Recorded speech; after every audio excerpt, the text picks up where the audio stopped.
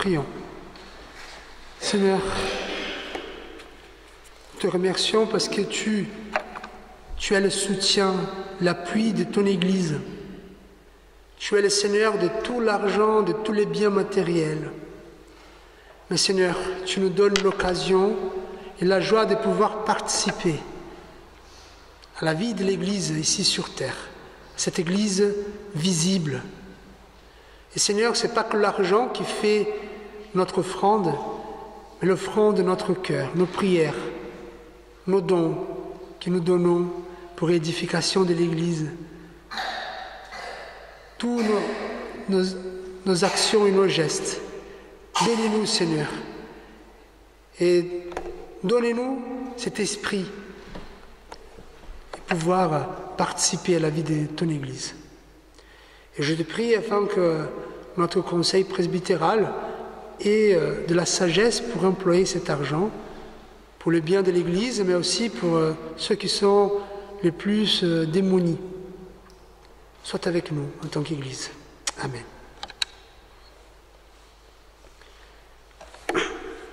Je pense que les enfants vont rester aujourd'hui. Non?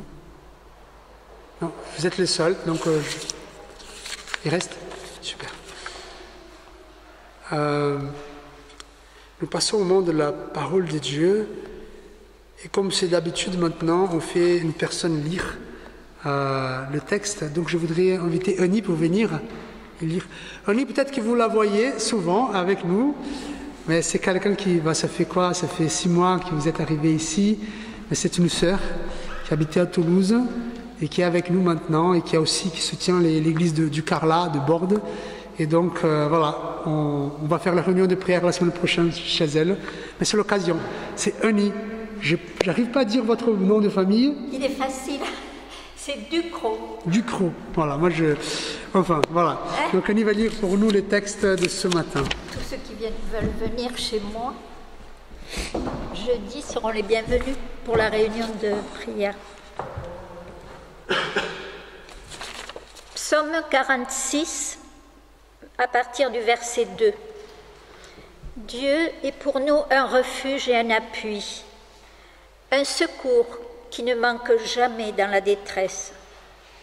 C'est pourquoi nous sommes sans crainte quand la terre est bouleversée et que les montagnes chancellent au cœur des mers, quand les flots de la mer mugissent, écument, se soulèvent jusqu'à faire trembler les montagnes. Il est un fleuve dont les courants réjouissent la cité de Dieu, le sanctuaire des demeures du Très-Haut. Dieu est au milieu d'elle. Elle n'est point ébranlée. Dieu la secourt dès l'aube du matin. Des nations s'agitent, des royaumes s'ébranlent. Il fait entendre sa voix. La terre se fond d'épouvante. L'Éternel des armées est avec nous. Le Dieu de Jacob est pour nous une haute retraite. Venez, contemplez les œuvres de l'Éternel, les ravages qu'il a opérés sur la terre. C'est lui qui a fait cesser les combats jusqu'au bout de la terre. Il a brisé l'arc, il a rompu la lance, il a consumé par le feu les chars de guerre. Arrêtez et sachez que je suis Dieu. Je domine sur les nations, je domine sur la terre. L'Éternel des armées est avec nous. Le Dieu de Jacob est pour nous une haute retraite.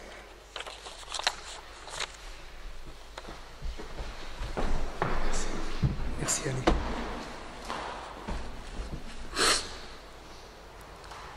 Je vous invite à la prière.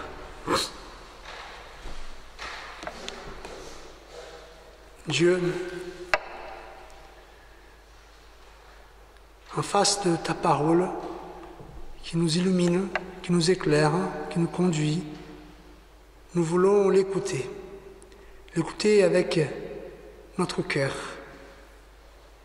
Il y a certainement des exhortations, du réconfort que nous pouvons trouver ici ce matin. Parlez-nous, Seigneur, et transformez-nous. Amen. Je vous ai déjà raconté, mais il y a un événement dans ma vie qui m'a beaucoup marqué. C'était quand Clarisse a été hospitalisée d'une péritonite.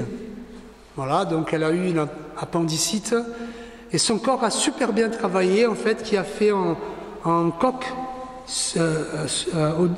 qui couvrait l'inflammation dans son corps, évidemment. Et donc, le fait de protéger l'inflammation, elle n'a pas eu de vomissements ni de fièvre.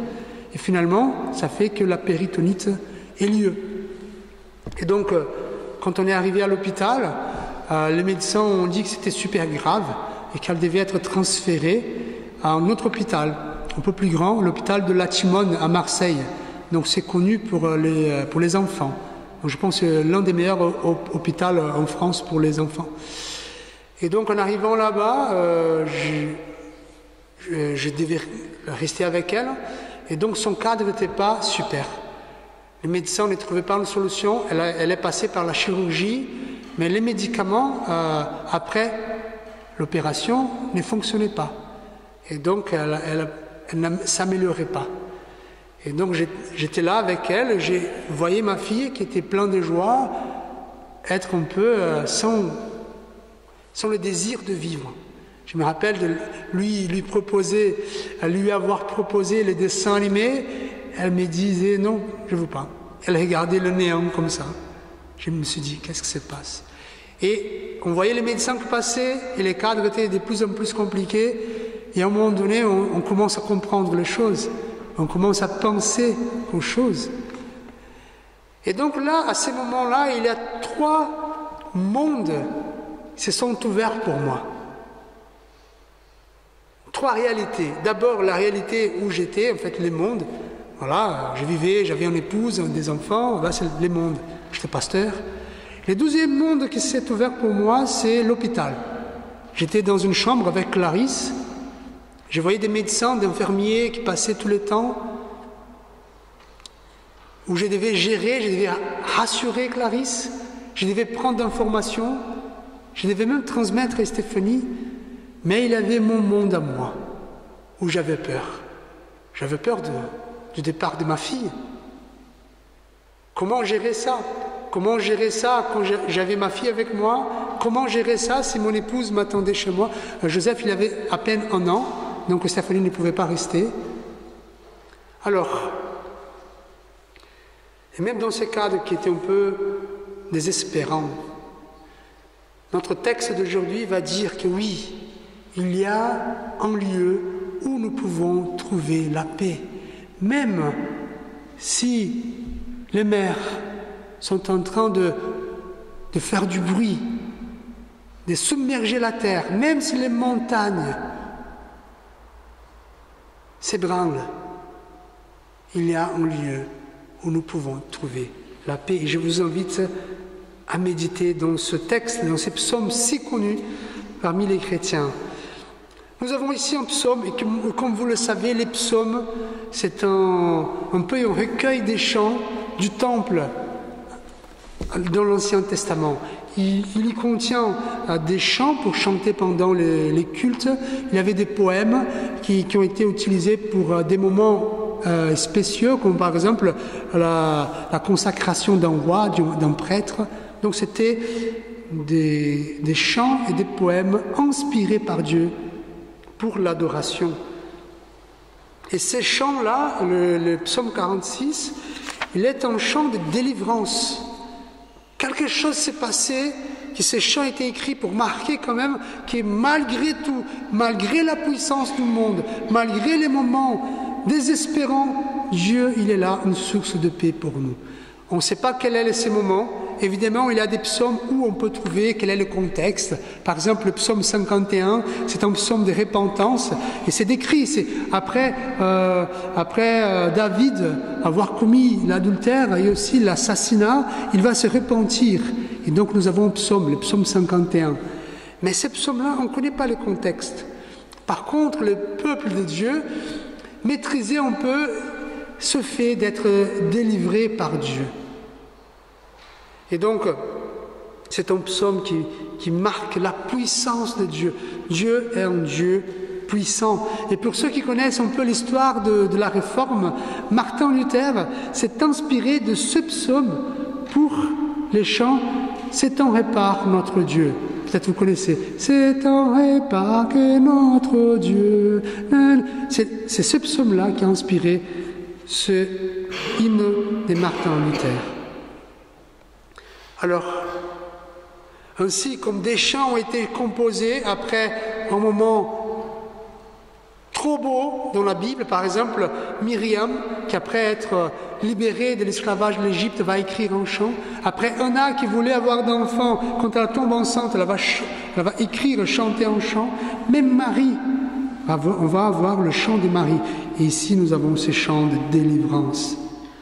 Et donc, comme c'est écrit là, vous avez un petit résumé, c'est pas pour maintenant, mais si vous voulez consulter ça. Nous avons 2 points pour cette prédication aujourd'hui. Dieu comme refuge. Dieu est un refuge.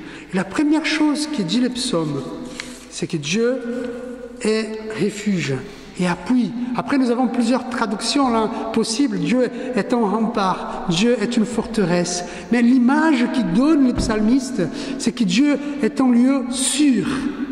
Imaginez que vous êtes en train de fuir de quelqu'un, d'une armée. Alors, si vous trouvez un rempart pour vous cacher, c'est la meilleure chose. Et donc le psalmiste dit, Dieu est un refuge, est un appui, est un rempart. Il est un lieu sûr. Et pas un lieu sûr quand toutes les choses vont calmes, un lieu sûr au milieu des tribulations.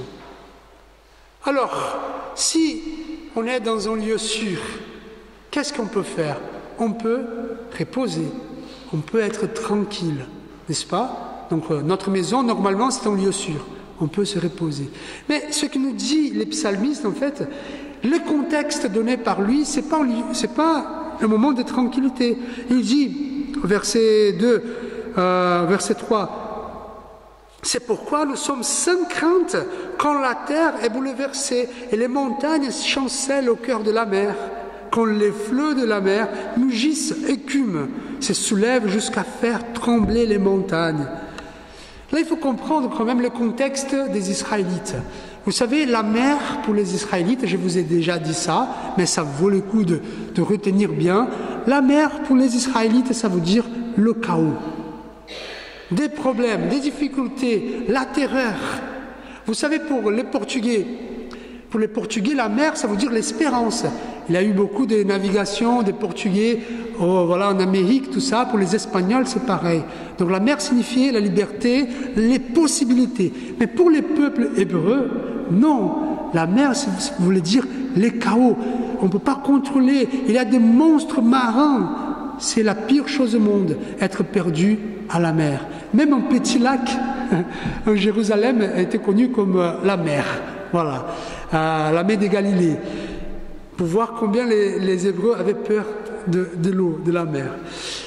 Par contre, la montagne veut dire stabilité, assurance, lieu sûr aussi. Comme dans toutes les religions.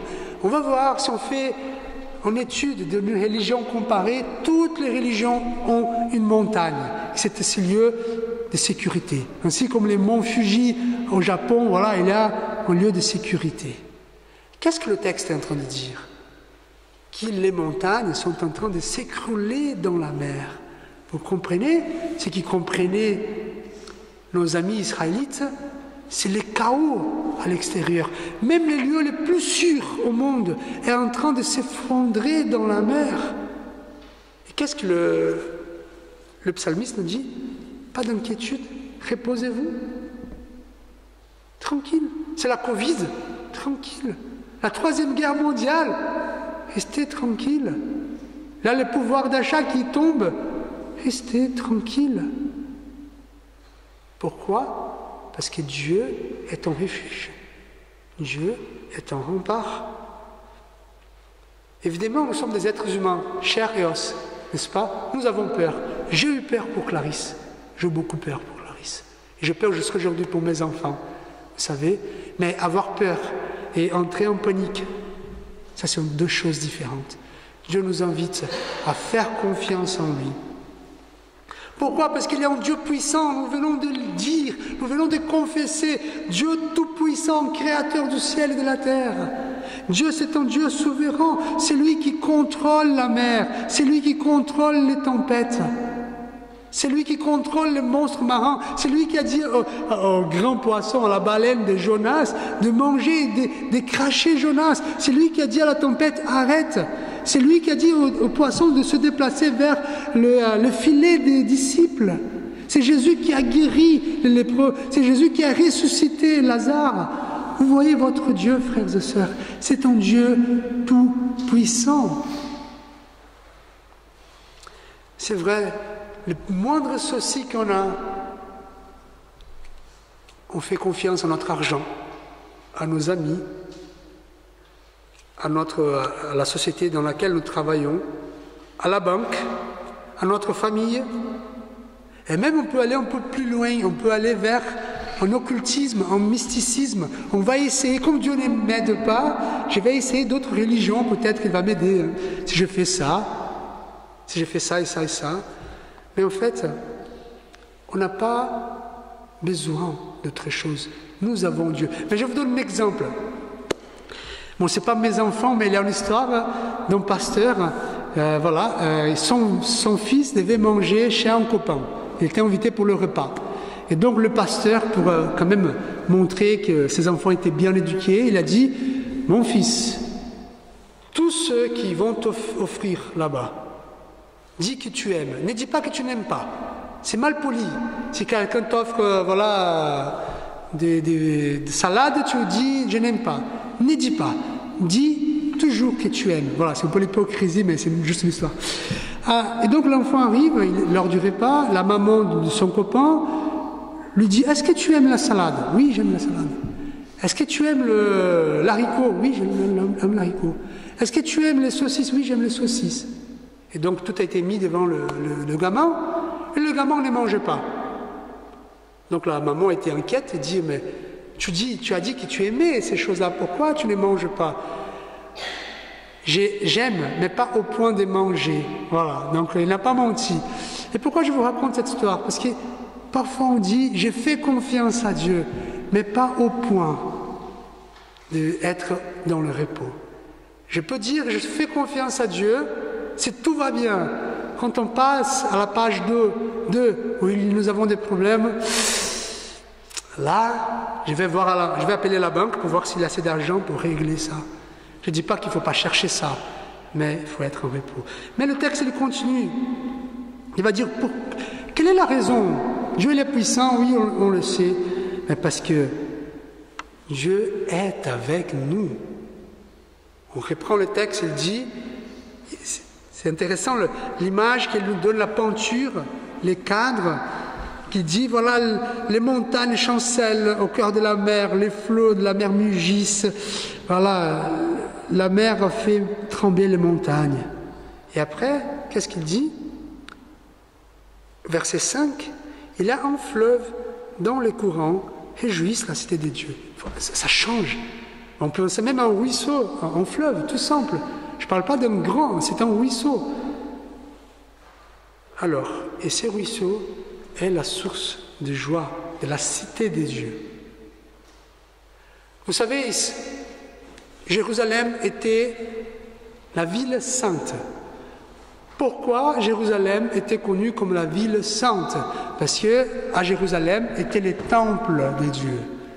Et les temples étaient la maison des dieux. C'est pour ça qu'on dit venez à la maison des dieux, au temple. Ouais, c'était à l'Ancien Testament, les temples, c'était là où Dieu habitait, où Dieu se manifestait pour parler à son peuple. Et donc, ville sainte parce qu'elle avait les temples. Et cette ville de Jérusalem était bâtie autour d'une source d'eau qui s'appelait Siloé.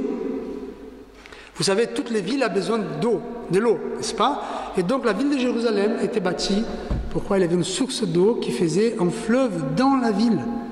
Et tous ses habitants, malgré les déserts, Je ne sais pas si vous avez connu Israël, malgré la terre aride, il y avait des eaux quand même. Et ça, c'était la joie du peuple. Et donc, qu'est-ce que le psalmiste est en train de dire?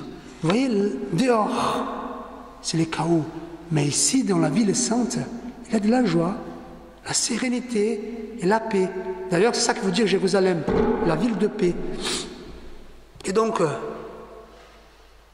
pourquoi? Parce que Dieu est au milieu de vous. Dieu est avec vous. En fait, imaginez, par exemple, c'est différent. Dieu vient à notre secours quand on a besoin. C'est une chose, c'est bien. C'est comme les pompiers. Je ne sais pas qui a eu déjà besoin des pompiers. On les appelle, bon, 20 minutes, 30 minutes, ils arrivent, c'est bien. Nous sommes en sécurité, c'est bien de savoir qu'il y a des pompiers ici au Mas d'Asile. Mais je suis sûr qu'on serait plus encore rassuré s'il y avait des pompiers chez nous. Je ne parle pas d'une pompière comme Stéphanie, mais les groupes, les moindres soucis, on va aux pompiers. Et donc le texte dit que Dieu habite au milieu de son peuple. Et nous avons des raisons pour être dans la sérénité, dans la tranquillité, dans la paix et dans la joie, comme dit le texte. Alors, si vous avez bien compris, la ville de Dieu était Jérusalem parce que les temples étaient là, donc la maison de Dieu, mais aujourd'hui, nous n'habitons plus à Jérusalem. Même Jérusalem, le temple a été détruit. Donc, où est la ville de Dieu? Où est la ville de Dieu? Et donc, Jésus, il dit qu'il allait détruire le temple. 3 jours après, il allait le rebâtir. Donc c'est lui, le temple de Dieu. Nous, l'Église, nous sommes des pierres vivantes qui formons le temple de Dieu, l'habitation du Saint-Esprit. Et donc, frères et sœurs, nous, l'Église, nous sommes la cité de Dieu. Vous, les chrétiens, vous êtes cette cité de Dieu.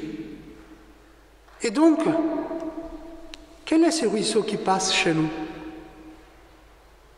C'est pour ça que nous avons Jésus qui dit « Quiconque croit en moi, comme dit l'Écriture, des fleuves d'eau vive couleront dans son cœur. » C'est quoi cette source-là? Il a dit cela au sujet de l'Esprit. Ceux qui croiraient en lui recevraient, car l'Esprit n'avait pas encore été donné, parce que Jésus n'avait pas encore été glorifié. Jésus nous a envoyé son Esprit. Et frères et sœurs, dans votre cœur coule de l'eau vive. Dans votre cœur, il a un ruisseau. C'est intéressant parce que la source de Siloé venait d'ailleurs. Et donc, Dieu nous invite à ne pas regarder vers nous-mêmes. Ce n'est pas un genre de méditation orientale qu'on va méditer et être en paix. Non, cette paix vient de Dieu, la sérénité vient de Dieu. Et comment je voudrais conclure, frères et sœurs? Ainsi comme moi, je pense que parfois nous passons par des moments difficiles. Quand j'étais à l'hôpital avec Clarisse, c'était le 12e confinement. Il y avait un tas de choses, le 12e confinement, Stéphanie ne pouvait pas partir trop tard. Voilà, c'est le monde. À l'hôpital, il y avait des médecins qui disaient que les choses n'allaient pas bien. Et je pouvais trouver la paix dans mon cœur par Jésus-Christ. Donc, frères et sœurs, les problèmes qu'on peut avoir aujourd'hui, allez trouver cette paix.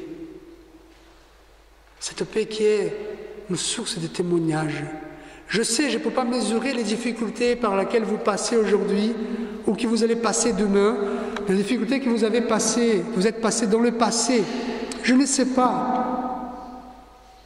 Mais il y a une source d'eau vive dans votre cœur où vous pouvez trouver du réconfort, où vous pouvez trouver du refuge de la forteresse et un rempart. Alors, et nous pouvons donner un témoignage parce que les gens vont poser des questions. Pourquoi, malgré tout ce qui se passe dans ta vie, pourquoi vous êtes en paix? Vous avez la réponse. Et vous pouvez même consoler les autres. Si vous êtes en paix, vous êtes en mesure de dire aux autres, soyez tranquilles, La pire chose est quelqu'un qui est désespéré, qui essaye de consoler une autre personne désespérée. Ça n'aide pas.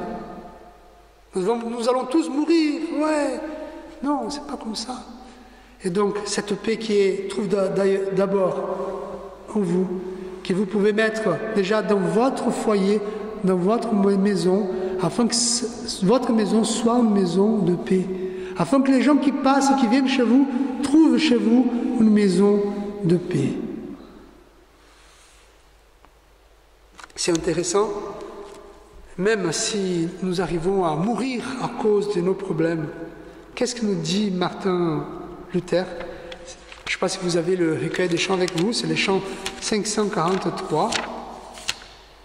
À la fin, il dit, la dernière strophe,